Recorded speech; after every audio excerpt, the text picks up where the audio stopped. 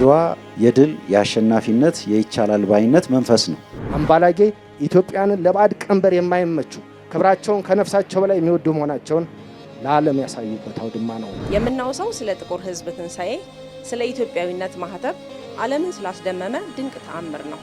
ለታላቅ ሕዝብ ታላቅ ድል እንዲመጣ ያደረገው አንድነት ነው። የመኖር ምህዋር በብርቱ ያደለን የመሆን ልፋቱ ኮትኩቶ ያጸናን።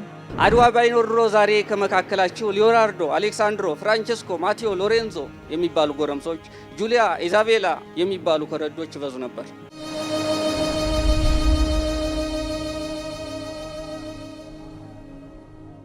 አድዋ ባይኖር ኖሮ እኛ ዛሬ የምናውቃት ኢትዮጵያ አትኖርም ነበር። አድዋ ባይኖር ኖሮ ጥቁር ሕዝብ አንገቱን ቀና አድርጎ እኔም ሰው ነኝ ብሎ ለመናገር ብዙ ሺህ ዘመናት ይፈጁበት ነበር። የምናውሰው ስለ ጥቁር ሕዝብ ትንሣኤ፣ ስለ ኢትዮጵያዊነት ማህተብ ዓለምን ስላስደመመ ድንቅ ተአምር ነው። ስለ አድዋ ትላንት የተገኘ ድል ብቻ ሳይሆን ዛሬም የምንኖርበት እስትንፋሳችን ነው። የአድዋ ጀግኖች ያወረሱን ነጻነት ብቻ ሳይሆን የማይቻል የለም የሚል የታላቅነት መንፈስ ጭምር ነው። ዛሬም እንደ አገርና እንደ ሕዝብ የሚገጥሙንን ፈተናዎች ማሸነፍ የምንችለው ያኔ በአድዋ ተራሮች እንደነበረው አንድነታችንን ስናጠናክር ብቻ ነው። ያኔ በአድዋ ተራሮች አባቶቻችን በደማቸው የነጻነት ፊርማቸውን አኑረዋል። በመቀጠል የኢትዮጵያ ዜና አገልግሎት ዋና ስራ አስፈጻሚ አቶ ሰይፈ ደርቤን ወደዚህ መድረክ ጋብዝና መልእክት ያስተላልፉልናል። አድዋ የአሸናፊነት መንፈስ ነው። የመላው ጥቁር ሕዝቦች እኛ ኢትዮጵያውያን የድል የአሸናፊነት የይቻላል ባይነት መንፈስ ነው። በሌላ በኩል አድዋ የአብሮነት መንፈስም ነው። ያን አስቸጋሪ እና በጣም ከባድ የመከራ ጊዜ ኢትዮጵያውያን አርበኞቻችን ያለፉት መላው ኢትዮጵያ ሕዝቦች ለሌሎች ተምሳሌት የሆኑት አብረው ተሰናስለው ልዩነቶቻቸውን ወደ ጎን ትተው በመሰለፋቸው ጭምር ነው። ልዩነቶቻቸውን ትተው ለአንድ ዓላማ በይቻላል መንፈስ ባይሰባሰቡ ኖሮ ማሸነፍም ለሌላው ተምሳሌት መሆንም አይቻልም። በሌላ በኩል አድዋ ድህነትን ማሸነፍ እንደሚቻልም ተምሳሌት የሚሆነን ነው። ስለዚህ ነጋችንን ስናስብ ኢትዮጵያ ትላንት ከዛ ወረራ አስከፊ የጸረ ሉዓላዊነት ፈተና ውስጥ ወጥታ ሉዓላዊነት እንዳስከበረችውና ለሌሎች አፍሪካ ህዝቦች ተምሳሌት ሆና ዛሬ አድዋን መዘከር እንደቻለችው ሁሉ የነገው ትውልድ ከትላንቱ ተምሮ ዛሬም በአሸናፊነት በአብሮነት በአንድነት ተሳስሮ እንዲሄድ ትልቅ ተምሳሌት መሰረት የሚሆነንም ነው። የትላንት አባቶቻችን እናቶቻችን ያበረከቱልንን ታላቅ ገድልና አስተዋጽኦ ዛሬም በአዲስ ቃል ኪዳን አስረን ነገን የበለጠ እንድንተጋ ውጤታማ እንድንሆን ሉዓላዊነታችንን እንድናስከብር እንደ ሚዲያ ትልቅ ተልእኮ ያለብን የአፍሪካ የብልጽግና ተምሳሌት የሆነች ሀገር የመፍጠር ራዕይና ቪዥን ወይም ሚሽን ያለን ስለሆንን አድዋን እያከበርን አድዋን እያበሰርን ትላንትን እየዘከርን ነገ ትልቅ ደረጃ ላይ ለመድረስ ሁላችንም ቃል ኪዳናችንን እንድናድስ ጥሪ ያቀርባለሁ። እንኳን ለ130ኛ ዓመት የአድዋ በዓል አደረሳችሁ አደረሰን እላለሁ። አባቶቻችን በአድዋ ብዙ መስዋዕትነት ከፍለዋል። አንድነትን፣ አብሮነትን እና መተሳሰብን ይዘው ነው አባቶቻችን ለዚህ ድል የበቁት። የእርስ በርስ ግጭት እንኳን ቢኖር በሀገር ጉዳይ ምንም አይነት ነገር እንትን አንልም፣ በሀገራችን የመጣ ነገር ምንም አይነት ወደኋላ የምንለው ነገር የለም በሚል አንድ ሁነው ነውና አባቶቻችን ለዚህ ድል የበቁት። ሁላችንም በተሰማራንበት ቦታ ባለንበት የስራ መስክ ሁላችንም እጅ ለእጅ ተያይዘን አገራችንን ከፍ እንድናደርግ በዚሁ አጋጣሚ ጥሬን አስተላልፋለሁ።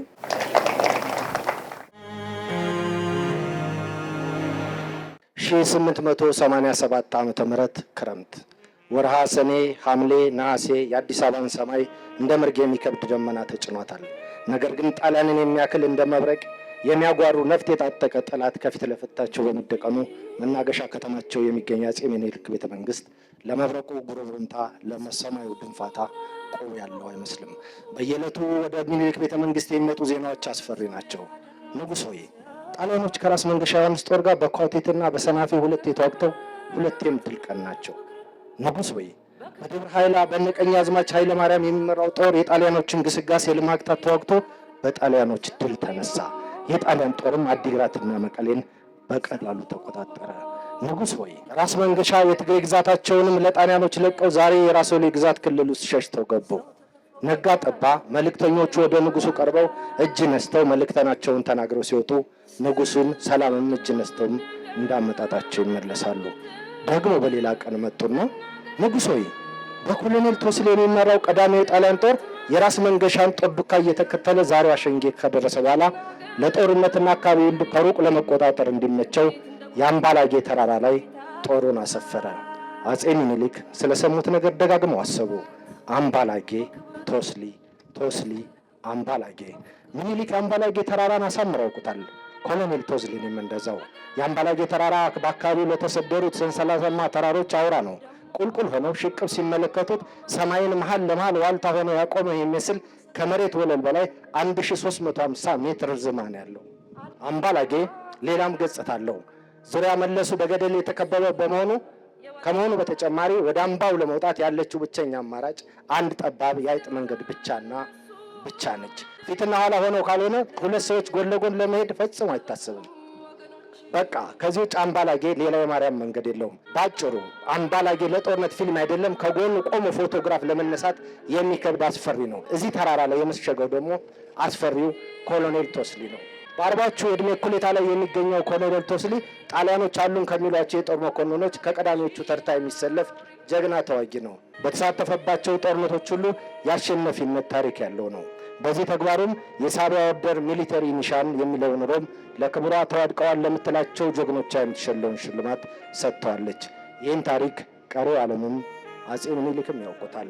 አጼውና ካቢናቸው ሀገሪቱ ላይ ያንዣበበውን አደጋ እንደምንፍታው ምንስ ይበጀናል መባባል ምክክር ቋሚ ስራቸው ከሆነ ቢሰናበቱም አንድ ስምምነት ላይ ግን መድረስ አልተቻላቸውም። እነ ራስ ወሌን፣ ደጃ ባሻ አቦዬን፣ ፊታውራሪ ገበየሁን፣ ሊቀ መኳስ አባተ ያሉበት ቡድን ያቀፈው የትጌ ወገን አረምበለው የምን መለማመጥ ነው በሚል የጸና አቋም በምክክሩ ላይ ሲያራምዱ ራሳቸው አጼ ምኒልክ፣ ንጉሥ ተክለ ሃይማኖት፣ ራስ መንገሻ ቲከም፣ ራስ መኮንን፣ ደጃች መሸሻ ወርቄ፣ አፈ ንጉሥ ነሲቡና አቶ ሀብተ ጊዮርጊስ ድንግዴ ተው ነገሩን በለዘብታና በዘዴ ይዘን ችግሩን በሰላማዊ መንገድ እንፍታው የሚል አማራጭ ጠረጴዛው ላይ ሲያስቀምጡ፣ በሌላ ወገን ደግሞ በጣሊያን መንግስት የተከዱትና የትውልድ ቦታቸው ብሎ የሚያስተዳድሩት የነበሩት አካባቢ የተወረረባቸው ራስ መንገሻ ዮሐንስ፣ ራስ አሉላና ራስ አጎስ በበኩላቸው ጊዜ የለንም አሁኑን ወደ ጦርነት ባዮች ነበሩ። የመጨረሻ ውሳኔ ደግሞ ከአጼ ምኒልክ ይጠበቃልና ጭንቅ ዘልቋቸዋል። አዲስ አበባ ላይ ሰማያዊ ድንፋታውን ቤተ መንግስቱ ምክክሩ ጋል ብሎ እንደቀጠለ ሲሆን፣ በሌላ ጽንፍ ደግሞ ነገሩ ተባብሷል። ጣሊያን የጥል ያለሽ እያለ ነው። 1888 ዓመተ ምህረት መስከረም ወር ቁርጥ ሆነ። በመጨረሻም አጼ ምኒልክ የመጨረሻውን ውሳኔ ያሰለፉና የክተት አዋጅ አስነገሩ። እግዚአብሔር በቸርነቱ እስካሁን ጠላት አጥፍቶ አገር አስፍቶ አኖረኝ። እኔም እስካሁን በእግዚአብሔር ቸርነት ገዛው። ከእንግዲህ ሞትም ሞት የሁሉም ነውና ስለ እኔ ሞት አላዝንም። ደግሞ እግዚአብሔር አሳፍሮኝ አያውቅም፣ ወደፊትም ያሳፍረኛል ብዬ አልጠራጠርም። አሁን ሀገር የሚያጠፋ ሃይማኖትን የሚለውጥ በፊት እግዚአብሔር የወሰነልን ባህር አልፎ መጥቷል። እኔም የሀገሬን ከብት ማለቅ የሰውን መድከም አይቼ እስካሁን ዝም ብለው ደግሞ እያለፈ እንደ ፍልፈል መሬት ይቆፍር ጀመር። አሁን ግን በእግዚአብሔር ረዳትነት ሀገሬን አሳልፌ አልሰጠው። የሀገሬ ሰው ከአሁን ቀደም የበደልሁህ አይመስለኝም። አንተም እስካሁን አላስቀየምኸኝም። ጉልበት ያለ በጉልበት እርዳኝ፣ ጉልበት የሌለ ለልጅህ ለምሽትህ ለሃይማኖትህ ስትል በሐዘን እርዳኝ። ወስልተህ የቀረ እንደውን ግን በኋላ ትጣላኛለህ። አልመረህም። ማርያምን ለዚያ አማላጅ የለኝም። ዘመቻዬም በጥቅምት ነውና የሸዋ ሰው ወረኢሉ ላይ ካተል አገኘህ። አጼ ምኒልክና የጦር ሰራዊታቸው ጥቅምት 2 ቀን 1988 ዓ.ም ከአዲስ አበባ ተነስተው በጊዳ በኩል ጥቅምት 18 1888 ዓ.ም ወረኢሉ ከተማ ደረሱ። በቆይታቸው ጦር ከማሰባሰቡ ለጦር ትጥቅና ስንቅ ከማዘጋጀቱ ተጨማሪ የተለያዩ የሚጠቀሱ ፖለቲካዊ ውሳኔዎችን አሳልፈዋል። በጸሐፊ ትእዛዝ በኩል እንደሰማነው በወረኢሉ ከተወሰኑ ፖለቲካዊ ውሳኔዎች መካከልም ራስ መኮንንን የአጠቃላይ የኢትዮጵያ ጦር ዋና አዛዥ አዝማቸውን የመሾም፣ በጦር አዛዡ ራስ መኮንን መሪነት ራስ ሚካኤል፣ ራስ አሉላ፣ ዋንሹም ጋንጉል፣ ደጃች ወልዴ፣ ፊታውራሪ ገበየሁ፣ ፊታውራሪ ተክሌ፣ ሊቀ መኳስ አድነውና ቀኛዝማች ታፈሰ ቀድማችሁ ወደ አላጌ ዝመቱ፣ የሚቀላችሁ እንደሆነ ውጉት፣ የሚከብዳችሁ እንደሆነ ወደ እኔ ላኩብኝ ተብለው ወደ አምባላጌ ቀድመው እንዲዘምቱ መደረጉ ይጠቀሳሉ። በዚህ ውሳኔ መሰረትም አምባላጌ ተራራ ላይ ወደ ከተመው ጦር በጦር አዛዡ ራስ መኮንን የተመራ ጦር ቀድሞ እንዲተም ተደረገ። ከኢትዮጵያዊ ተራራ ይልቅ በሀገሩ ልጅ የተሰራውን አጉሊ መነጽር የበለጠ የሚያምነው ጦር ጠማኙ ኮሎኔል ቶስሊ በአራቱም አቅጣጫ ያለውን ማንኛውም እንቅስቃሴ ከሚያሳየው አምባላጌ ተራራ ላይ ሆኖ በአጉሊ መነጽር እያንዳንዷን እንቅስቃሴ በንቃት እየተከታተለ ነው። ነገር ግን በራስ መኮንን አበጋዝነት የሚመራው ቀዳሚ የኢትዮጵያ ጦር ገና መንገድ ላይ ነውና እይታ ውስጥ አልገባም። ከቀናት ጉዞ በኋላ ደረሱ። በመጨረሻም በራስ መኮንን የሚመራው ጦር አምባላጌ ግርጌ ደረሰ። ኮሎኔል ቶስሊ እስከ ጦሩ ከተራራው ራስጌ፣ ራስ መኮንን እስከ ጦራቸው ከተራራው ግርጌ ሰፍረው ለመከላከል እየተጠባበቁ ነው።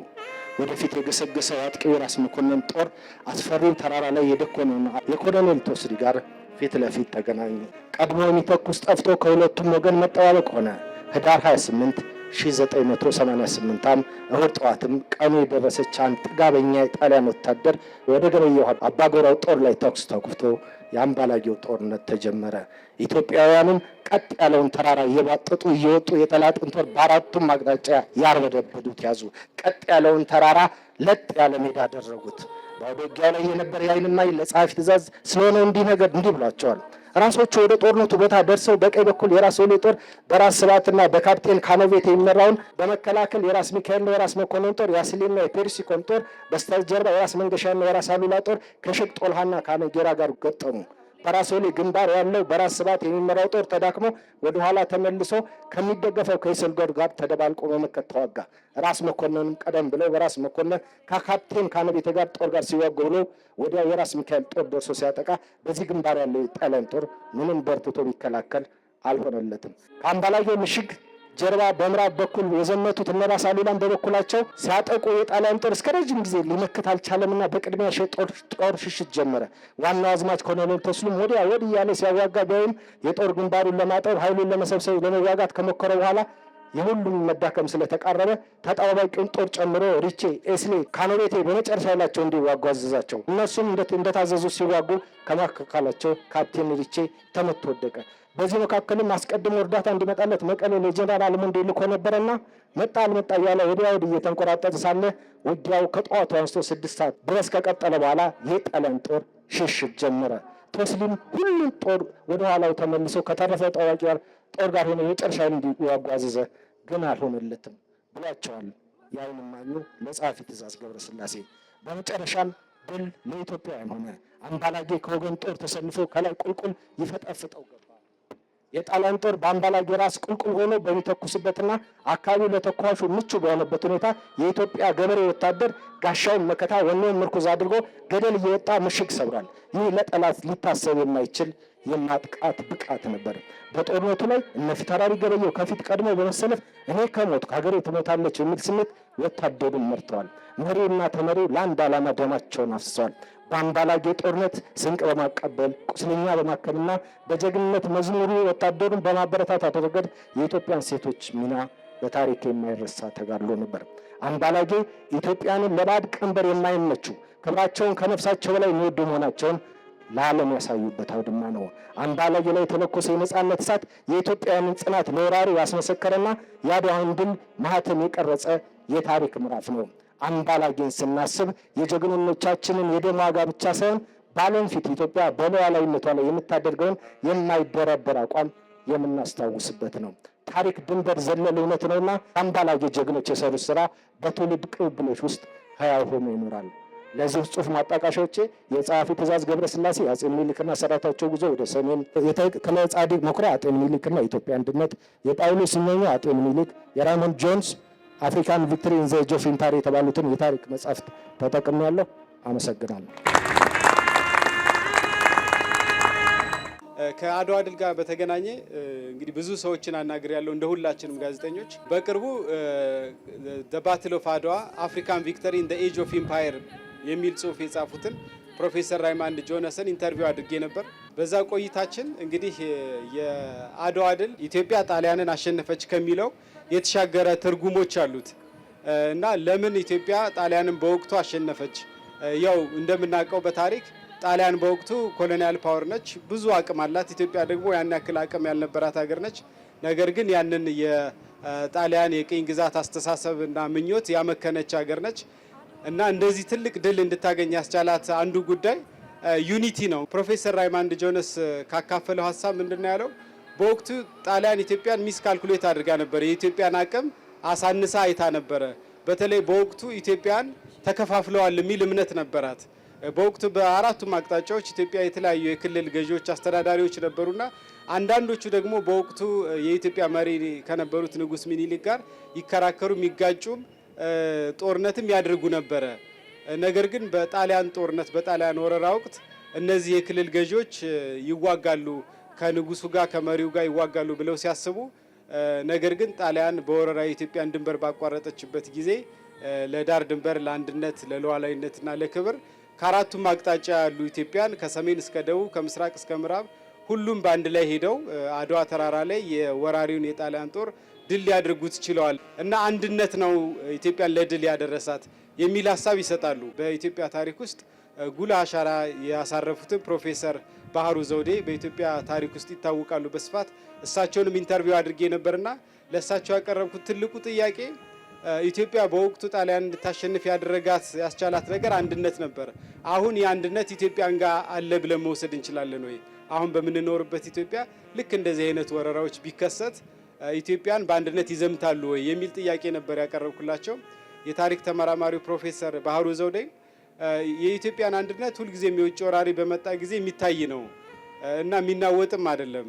ከአድዋ ድል በኋላም ኢትዮጵያን የዚያድ ባሬ ጦርነት ወረራን በመክታት በኢትዮ ጣሊያን ወረራ ጊዜ ኢትዮጵያን ለአንድነታቸው መቆማቸውን አሳይተዋል። ከአድዋ ድል በኋላም አሁንም ቢሆን የምናያቸው ነገሮች ኢትዮጵያ እንዲሁ እርስ በርሳችን ልንጋጭ እንችላለን እንጂ የውጭ ወራሪ በመጣ ጊዜ አንድ ሆነን እንቆማለን። ታሪክ የሚያሳየን ነገር ያ ነው።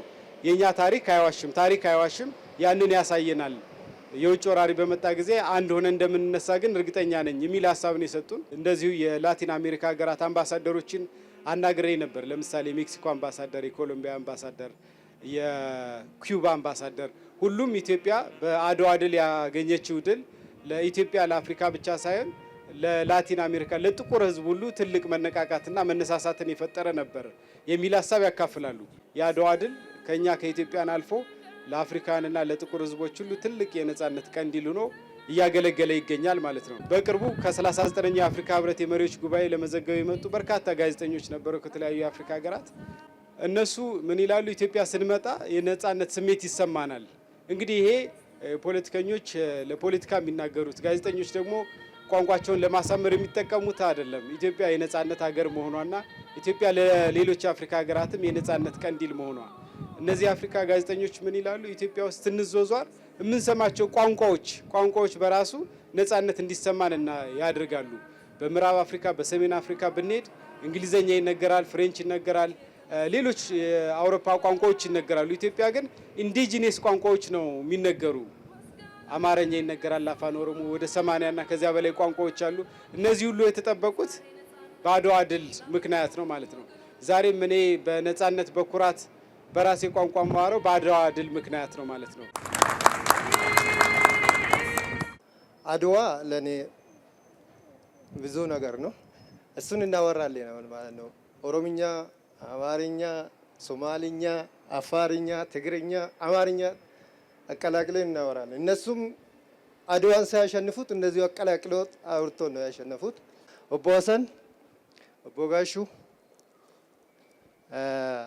አደብነት ወደ መድረክ እንድንመጡልን ኦቦ ሀሰን እናመሰግናለን። ያው ብዙ ነገር ሰምተናል አይደለም ስለ አድዋ። እኔም ብዙ ነገር አወራሁት አይደል።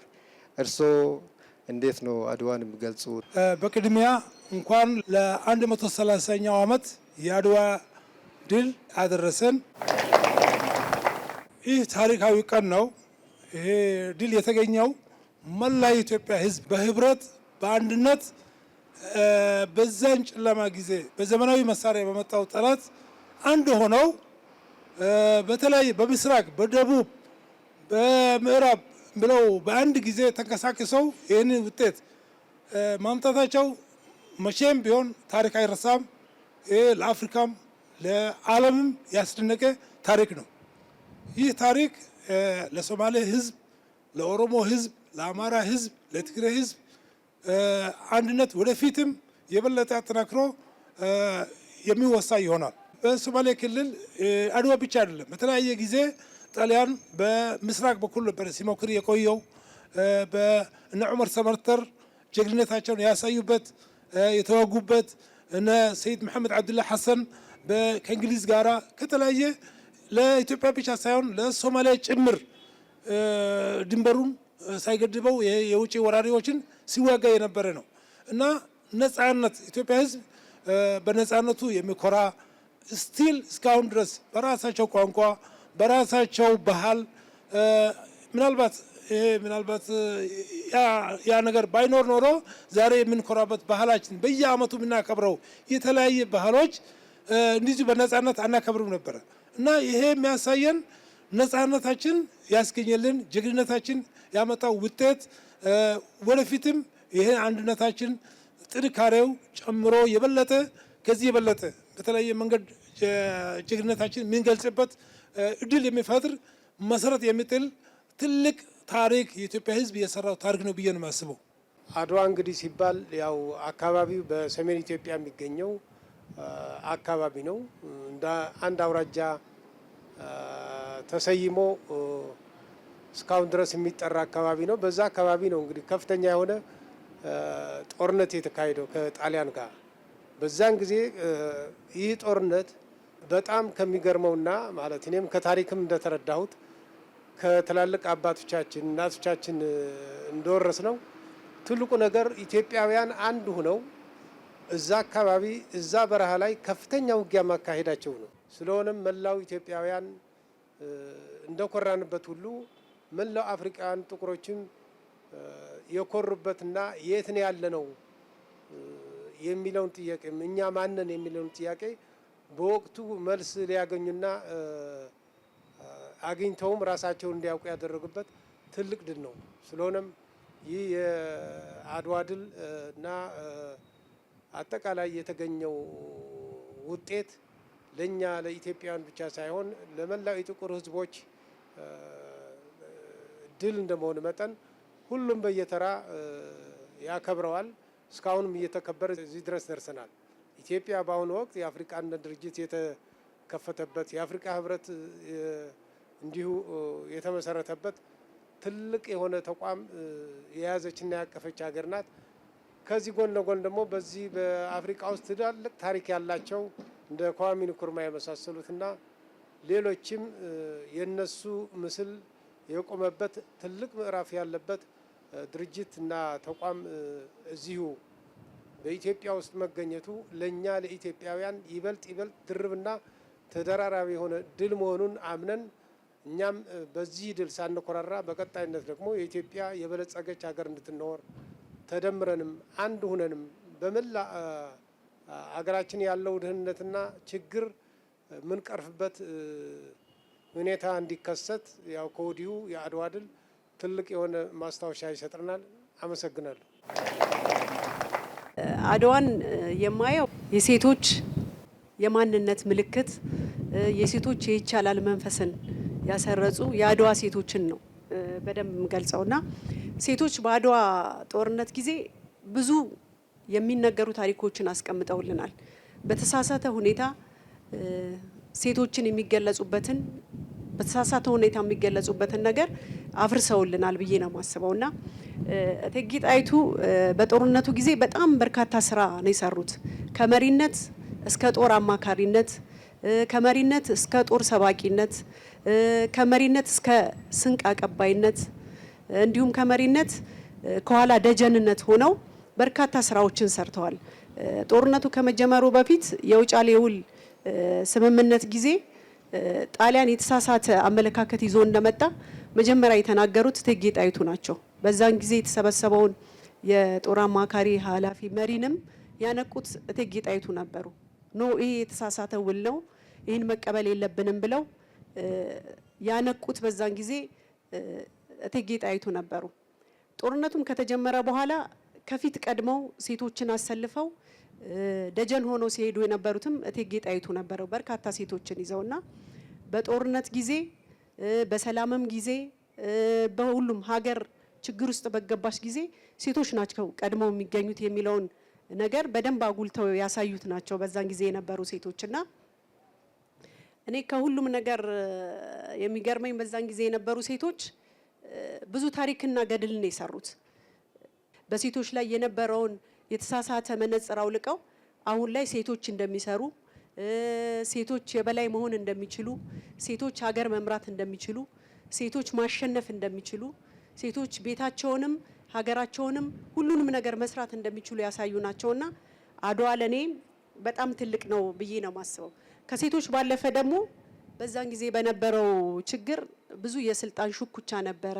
የተለያየ ቋንቋ የሚናገሩ ሰዎችም ነበሩና የጥል ቁርሾን ሀገር በተወረረች ጊዜ የጥል ቁርሾን በፍቅር ቀይረው ሀገርን ያሻገሩም ናቸው በዛን ጊዜ የነበሩ እና አሁንም አገር በተወረረች ወይም አገር ችግር ውስጥ በገባች ጊዜ ሴቶች ሁሉንም ማድረግ እንደሚችሉ በይቅርታ አልፎ መሻገር እንደሚቻል ለሌሎች መመሪያ የሚሆንን ነገር የሚሰጡ አንድነትንና ፍቅርንም የሚሰብኩ መሆናቸውንም አይቻለውና አድዋ ለኔ በጣም የማንነቴ መገለጫ የሴትነቴ ማሳያ ነው ብዬ ነው የምወስደው። አድዋ እንዳልነው ብዙ ነገራችን ነው፣ ድላችን ነው፣ አንድነታችን ነው፣ የአንድነት ምልክታችን ነው።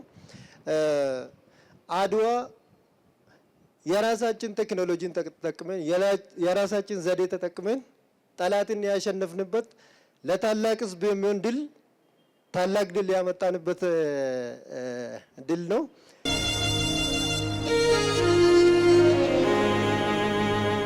ዛሬ በነጻነት እንድንበላ ያደረገን አድዋ ስለሆነ እንኳን ለአድዋ ጀግኖች ማሰቢያ ቀን ያደረሰን።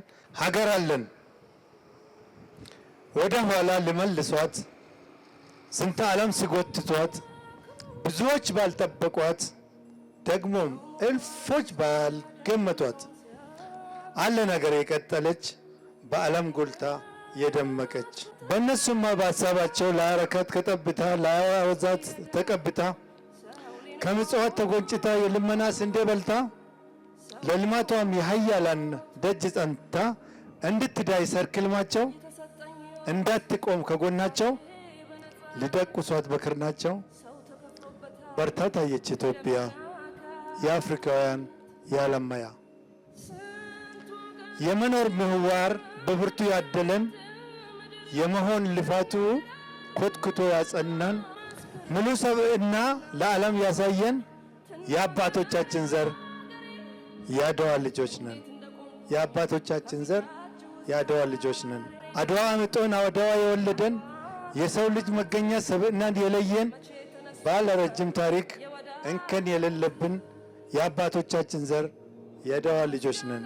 በዳግም አድዋ ታየን እንደገና በግብርናው፣ በኢንዱስትሪው፣ በቱሪዝም፣ በማዕድን ከጓሮዋ በሌማቱ በራስ ሀብቷ ትርፋቱ በገበታ ለሸገር በገበታ ለሀገር በገበታ ለትውልድ በኮሪደር በልማቱ በህዳሴው በግድቡ በሐይቁ በንጋቱ በዳግም አድዋ ታየን እንደገና ሀገሬ ደመቀች ታየች ተሽሞንሙና የገመቱት የተለሙት ሀሳባቸው ቀረመና ሀገር አለን የምታኮራ ለጥቁር ሕዝቦች የምታበራ ፋና ወጊ የጎቀንድል ጥቁር ሁሉ የምከተል ውጥን አላት መቼ አብቅታ መቼ ታየች ገና በርታ መቼ ታየች ገና በርታ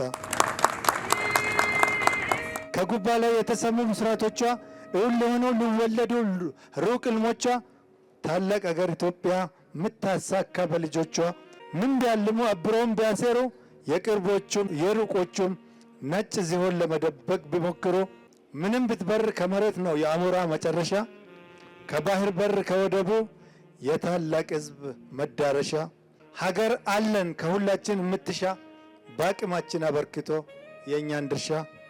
አመሰግናለሁ። አድዋ ብዙ ጊዜ ተመላልሻለሁ። ከሶሎዳ እስከ ገሶሶ ከማርያም ሸዊቶ እስከ ኪዳነ ምሕረት ረግጫለሁ። ታሪክ ቃርሜያለሁ። የጨበጣ ውጊያ በተደረገበት ምንድብድብ በሚሰኘው ስፍራ በአድዋ ዘመን ከወደቀ አንድ መድፍ ላይ ተኮልኩዬ ወደ የካቲት 23 ማለዳ በምናብ ፈረስ ሰግሬያለሁ። የስኒ ቋጠሮችን ይዤ ከንፌያለሁ። በዛ ስፍራ የጂጂ አድዋ ዛሬ ነው አድዋ ትናንት ነኝ በምናብ ተስሏል። የሎሬት ጸጋዬ ገብረመድህን ድውልም ሲል ጋሻዋ ሲያስተጋባ ከበሮዋ ሲያስገመግም ዳኘው መድፏ ያባ መቻል ያባ ዳኘው ያባ ነፍሶ ያባ ቃኘው ያባ ጎራው ያባ በለው በለው በለው ሲለው በጆሮ ያቃጭላል። በአድዋ ኮረብቶች ያንቀላፉ እልፍ ጀግኖች ቋጤ ተንተርሰው የሚያንኮራፉ ይመስል በሰይፉ መታፈሪያ ፍሬው ድንጋይ ተንተርሶ አፈር ቅጠል ለብሶ የወደቀበቱ ሜዳው ተረተሩ ቀን የማይለውጠው ምስክሩ የዚያ ጀግና የዚያ ኩሩ ያለው በጆሮ ይሹክ ይላል። የአድዋ ድል ትሩፋቶች አድማስ ዘለል ናቸው። አድዋ ሉላዊ ሾራራ እሳቤ ለውጧል። እሳቤ የለወጠ የቅኝ ገዢዎቹን የምጸት ቀን ያረዳ የጸረ ባርነት ትግል ደወል የደወለ ከአድዋ በቀር በዓለም ላይ የቱ ውሎ የቱ ውጊያ ይሆን? ለዚህ ነው አበራ እያሌው የተባለ ገጣሚ አድዋ ሰፈር አይደለም፣ አድዋ መንደር አይደለም፣ እሱ አድዋ ዓለም ናት፣ አድዋ ቤቱ ሀገር ናት የድል ትራሱ ለጠበበ የዘር ቅኔ የደም ድል አታሳንሱ ያለው። ዶክተር ተሻገር ሽፈራው የአድዋን ምጡቅነት ከፍታና ነቃ ፍትህነት አድዋ አንቺ የዝና አጽናፍ የህዝቦች እፍ ያሉበሽ ቁጣ የነበልባል ተወንጫፍ እጹብ ክስተት ደቂቅ ረቂቅ ምጡቅ ጠሊቅ ኬላ ድንበር አድማስ ሰበር የቅርብ ሩቅ ብሎ የተራቀቀው ነቢይ መኮንን አድዋ የደም ግብር ነው አበው የለኮሱት ቀንዲል አድዋ የአፍሪካ ዱካ ነው ጠላት በልቶ ያፈራ ተክል ለዛሬም ታሪክ ነው ነገም ሌላ ቀን ነው ያለው ለዚሁ ነው። በእርግጥ አድዋ የድል ህያውነት እንቆቅልሽነት አድማስ ዘለልነት የዓለም ነጸብራቅነት አፍሪካዊነት ሰብአዊነት ልክ ተነግሮ ተዘክሮ አያልቅም። አንዳንድ ነገሮች ግን እጅጉን ያስገርሞኛል። የአድዋ ዘመን ኢትዮጵያውያን ባያሌው ያስቀኑኛል። ከሀገር ጫፍ እስከ ጫፍ ለዓመት ሩብ ጉዳይ ወራት ተጓዙ። ረሃቡን ድካሙን ምንኛ ታገሱት። ምን አይነት ጽናት ምን አይነት ወንድ የተላበሱ እንዴት ይገልጹት ጥበብና ማስተዋል ተጎናጸፉ ያሰኘኛል።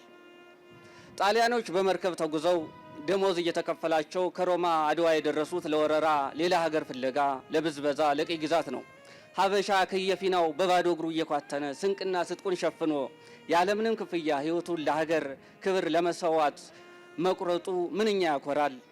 አድዋ ዛሬ ቢሆን አክቲቪስቱ ዩቲዩበሩ ቲክቶከሩ ስለ አድዋ ዘመቻ ምን ይል ነበር ብለን ብናስብስ? የአድዋ ትውልድ የማንነት አጥር ሰብሮ በህብር የኳተነው የአንድነት ጠላት ተናንቆ የወደቀው ለማን ብሎ ነበር? ለሀገር የሚታመን ትውልድ ለኢትዮጵያ ህልውና ሞትን የተገዳደረ ሽንፈትን ያሸነፈ ትውልድ በዛ ትውልድ ያልኮራን በምን እንኮራለን? ደጃዝማች ጆቴ፣ ንጉስ ካወጦና፣ አባጅፋር መሰሎቹ ነገስታትና ባላባቶች ምኒልክን እስከ ወረይሉ ሸኝተው ከ4 ኪሎ ይልቅ ወደ የጠረፍ ግዛቶቻቸው በመሄድ አገራቸው እንዳንድ ድንበር የጠበቁት ያስቀናኛል። በአድዋ ጦርነት ዕለት ከጠላት ጦር ጋር በማበር ኢትዮጵያን የወጋውን የአውሳውን ባለባት ሱልጣን መሐመድ ሀንፍሬን ተናንቀው ለሀገር ዘብ የሆኑ ጀግኖች ያኮሩኛል። ከአድዋ ድል ባለ ታሪኮች መካከል የሴቶች ተጋድሎ እጅጉን ያስገርመኛል። ሴቶች ከግንባር እስከ ጦር ሰፈር በሰላምም በአውደ ውጊያ ውሎም ሚናቸው ድርብ ነው። ሴቶች የሎጂስቲክስ አሳላጮች፣ የቁስለኛ ሐኪሞች፣ የጀግና በርቾች፣ የስንቅ ሰናቂዎች፣ ኬሚስቶች ብቻ አልነበሩም። ለወንዶች ልብ ሞራልና ወኔ አቀባዮች ጭምር እንጂ። የአድዋ ኢትዮጵያውያን ሰብአዊነት ከሚያስደንቁኝ ጉዳዮች አንዱ ነው። ዳግማዊ አጼ ምኒልክ በመጀመሪያ የሰው ደም አይፍሰስ ውቶታና ልመናቸው በመቀሌው ከበባ በውሃ ጥም ሊያልቁ የነበሩ የጣሊያኖችን ለሰብአዊነት ሲባል ማትረፋቸው በሰላም መሸኘታቸው፣ ምርኮኞች ሰብአዊ አያያዝ፣ የጠላት ሟች አስከሬን ማስቀበራቸው ከአድዋ ድል አመሻሽ ፌስታ ሳይሆን በደረሰው እልቂት የትካዜ ድባብ እውነትም አረመኔነትና ጭካኔ የማን ነበር? ርኅራሄና ይቅርታ የማን ሴት ነበር? በሚለው ዓለም ተደንቋል። የአድዋ የመልስ ጉዞ ባያሌው ያስደንቀኛል። 1000 ኪሎ ሜትር ከጦር መልስ ረሃብ ታግዞ ያን ሁሉ ሎጂስቲክስ አቀናጅቶ በቅጡ የመመለሱ ነገር ያስደምመኛል። አድዋ ባይኖር ኑሮስ? ቀድሞ ነገር ዛሬ እዚህ መሀላችሁ አንቆመም ነበር። አጋጣሚ ሆኖ ብንሰባሰብ እንኳ ነገራችን የምንከፍተው ኮሜስታይ፣ ግራሲያኖ፣ ቦን ጀሬኖ፣ ቦን ማሪጆ፣ ኦፕሬስቶ በሚሉ ቃላት ነበር። አድዋ ባይኖር ኑሮ ዛሬ ከመካከላችሁ ሊዮናርዶ፣ አሌክሳንድሮ፣ ፍራንቸስኮ፣ ማቴዎ፣ ሎሬንዞ የሚባሉ ጎረምሶች፣ ጁሊያ፣ ኢዛቤላ የሚባሉ ኮረዶች ይበዙ ነበር። ወይም ግራዚያኒ፣ ሞሶሎኒ የሚባሉ የነውር ስሞችም አይጠፉም ነበር። አድዋ ባይኖር ኑሮ ኢትዮጵያ አትሆንም ነበር። ምን ሲባል ብቸኛዋ ቅኝ ያልተገዛች ሀገር፣ የራሷ ፊደል ያላት፣ በራሷ ልሳን የምትቀኝ ይሉት ድስኩር ባልኖረ ነበር።